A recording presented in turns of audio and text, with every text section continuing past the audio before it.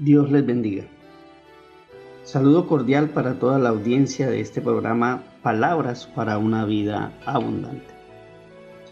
En el capítulo 12 de la carta del apóstol Pablo a los romanos, contiene todo un compendio de cómo se vive una vida cristiana.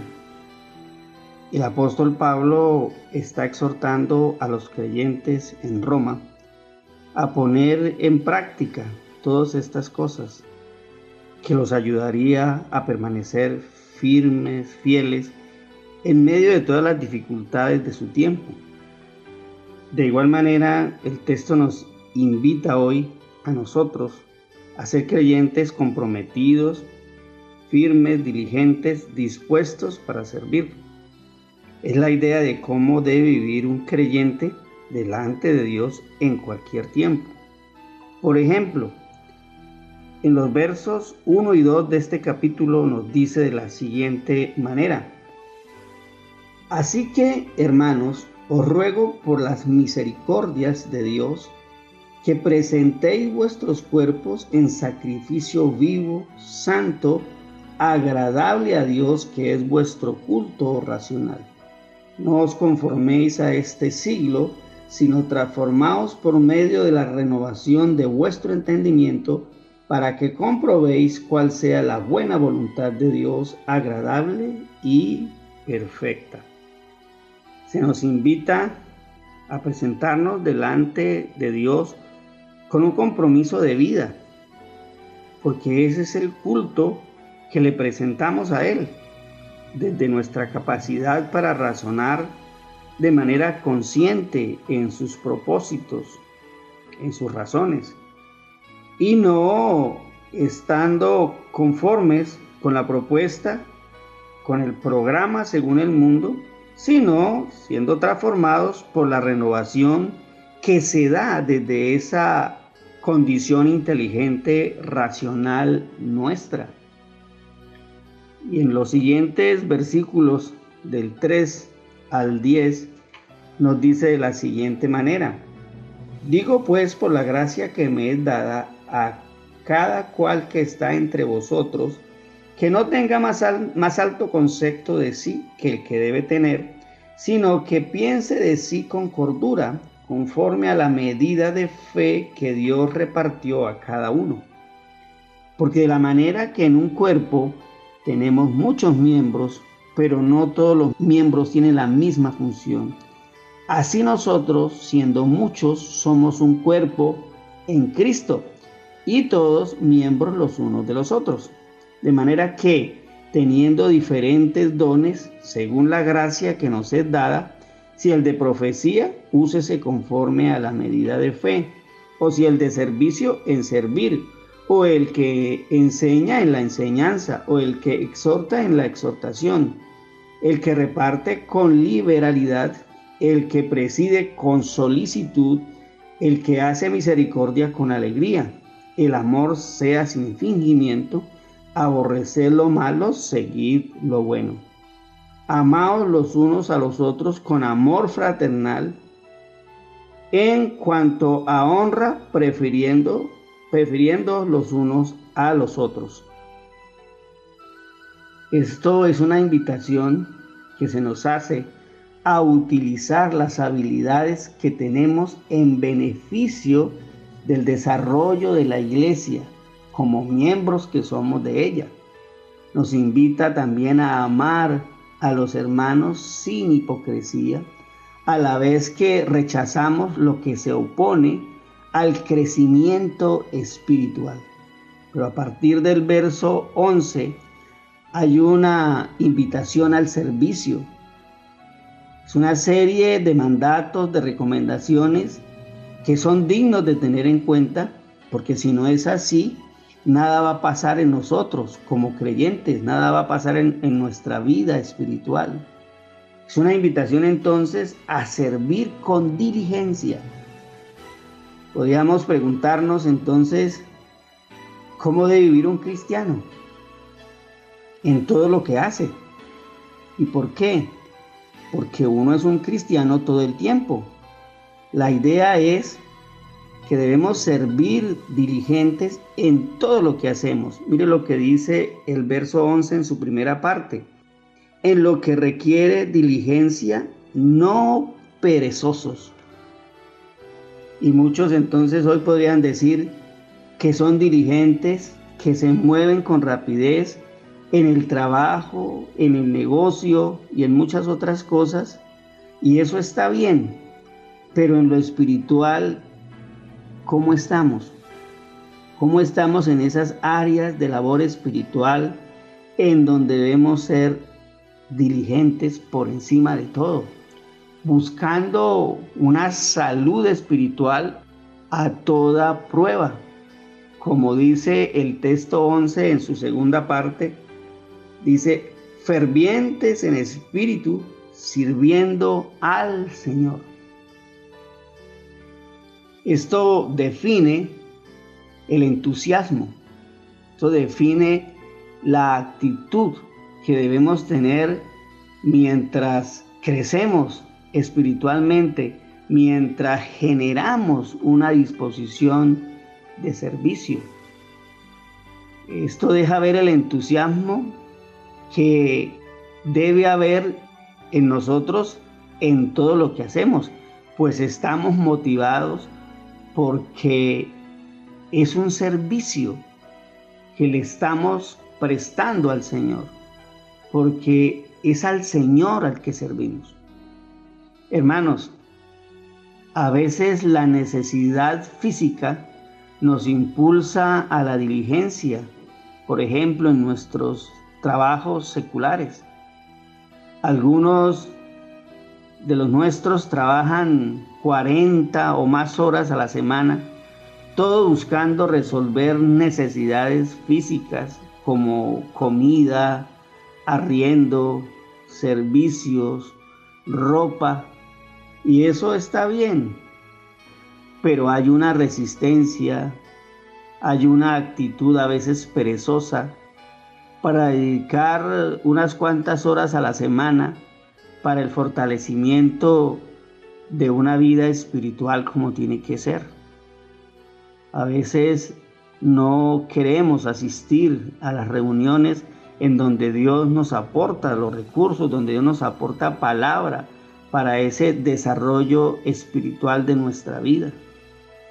Otros se levantan temprano para desarrollar una actividad física, hacer ejercicio, mantenerse saludable, y eso tampoco es malo, siempre y cuando no se llegue a esa actitud de hacerle como el culto al cuerpo. Pero hermanos, el domingo hay una pereza para levantarse y para prepararse para ir a la iglesia.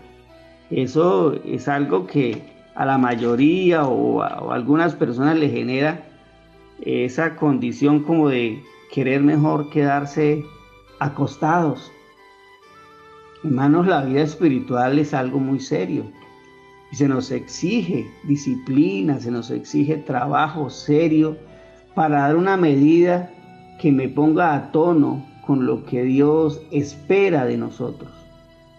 En ocasiones decimos, uy, sí, esa palabra, ese mensaje que escuché el domingo, que escuché el miércoles, eso me tocó y voy a ver cómo hago el esfuerzo para que eso se dé en mi vida, para que eso se establezca en mi vida.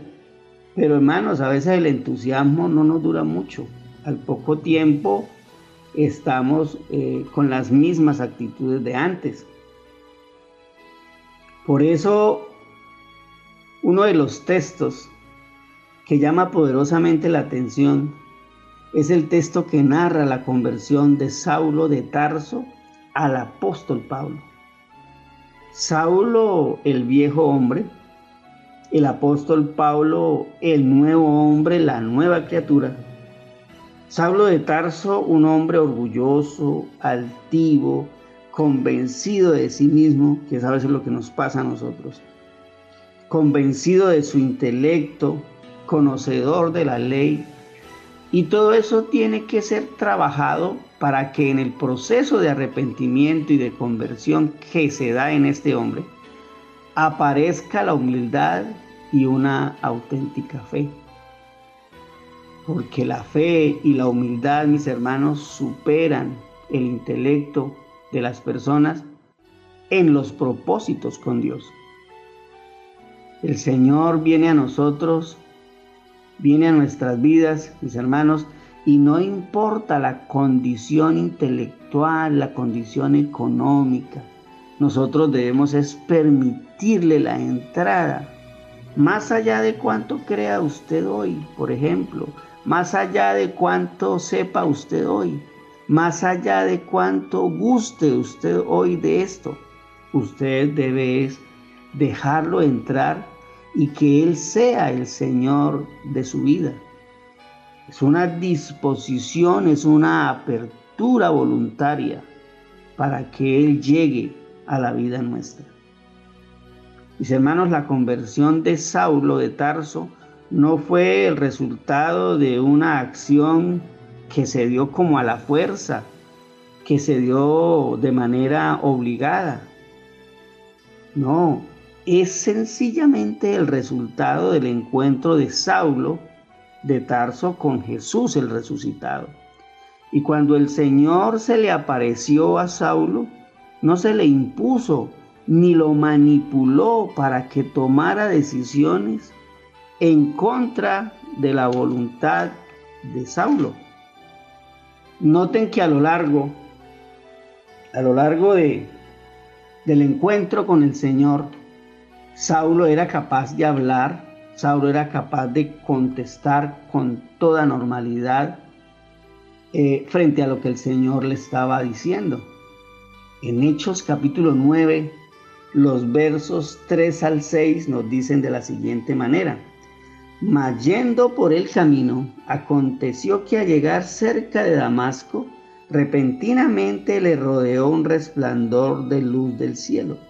Y cayendo en tierra, oyó una voz que le decía: Saulo, Saulo, ¿por qué me persigues? Él dijo: ¿quién eres, Señor? Y le dijo: yo soy Jesús a quien tú persigues. Dura cosa te es dar coces contra el aguijón. Él, temblando y temeroso, dijo: Señor, ¿qué quieres que yo haga? Y el Señor le dijo: levántate y entra en la ciudad y se te dirá lo que debes hacer. El Señor le hizo una pregunta, como lo podemos ver en el texto: ¿por qué me persigues? Es una pregunta donde el Señor apela a la razón, al intelecto, a la conciencia de este hombre.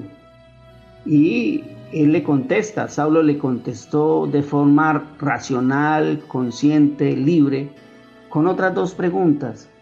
¿Quién eres, Señor? A eso el Señor le responde: yo soy Jesús al que tú persigues. Y Saulo de Tarso le genera la otra pregunta: ¿qué quieres que yo haga? El Señor le dijo: levántate y entra a la ciudad y se te dirá lo que debes hacer. Y son muchas las cosas, son muchas las enseñanzas que surgen de un texto extraordinario como este. Pero siempre me impresiona esa pregunta que deja ver la disposición de este hombre viviendo ese proceso de conversión. Y es: ¿qué quieres que yo haga, Señor? Es un llamado que genera inmediatamente una disposición para servir.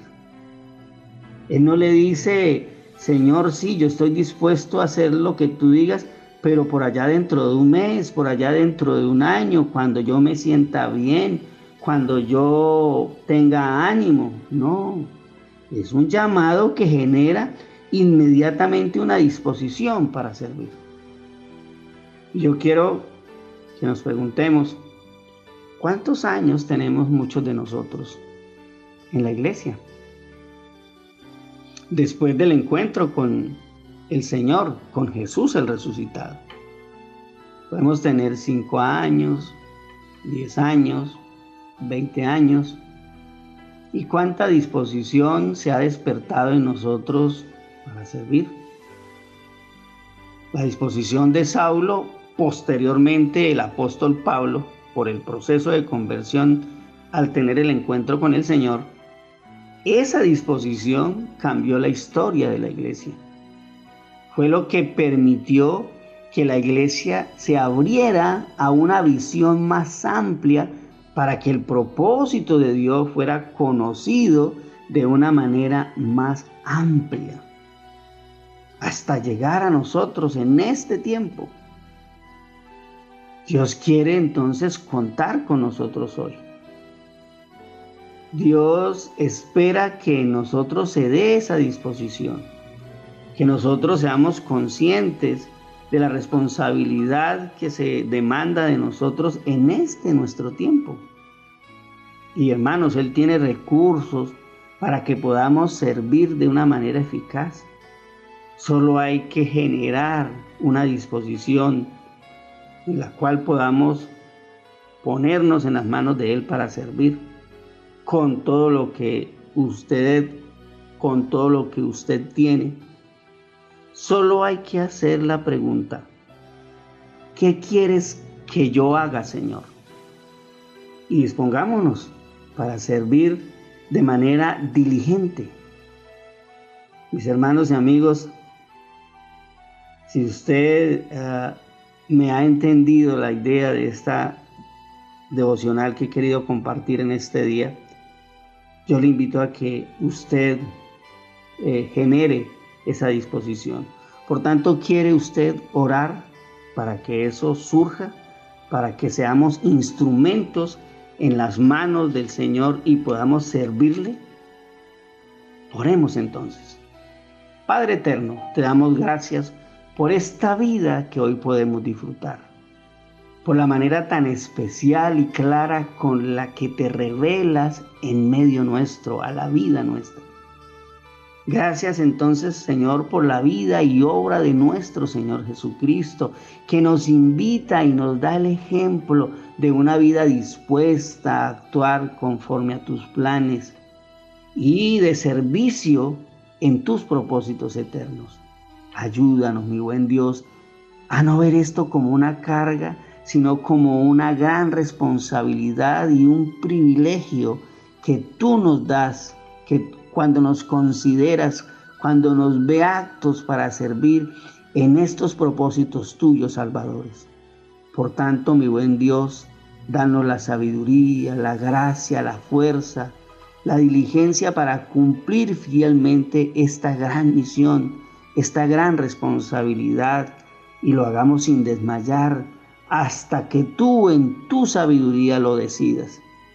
En el nombre de nuestro Señor Jesucristo, entonces te pedimos que nos consolides en estos procesos salvadores, tanto a nosotros como a todos aquellos que llegan a ti, que pueden llegar a ti, Señor, por nuestro testimonio.